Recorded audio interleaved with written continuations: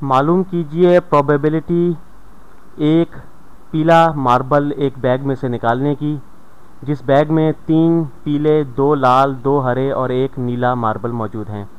तो हम इसे इस तरह लिखेंगे, पी प्रोबेबिलिटी के लिए येलो मार्बल की, कि हम उसे इसमें से निकालें।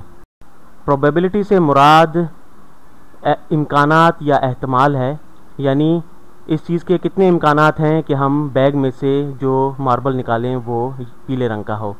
तो यहाँ पर हम क्या मालूम करेंगे, हम मालूम करेंगे इसके कितने इम्कानात हैं कि पीला मार्बल निकले और उसके कुल जो नताइज हैं वो कितने हैं, और उसमें से कितने नताइज जो हैं वो हमारे मायार पर पूरा उतरते हैं।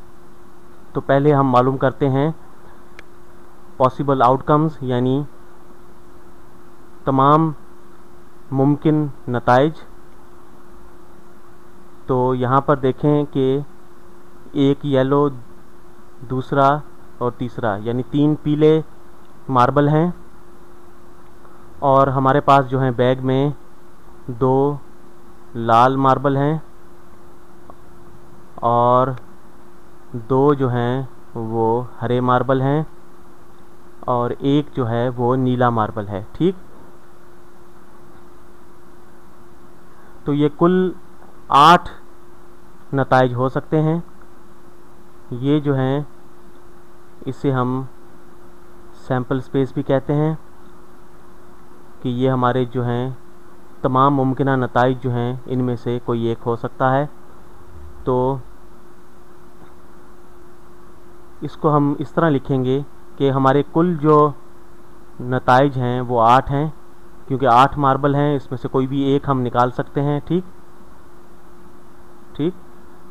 8 जो है मुमकिना नताइज हैं,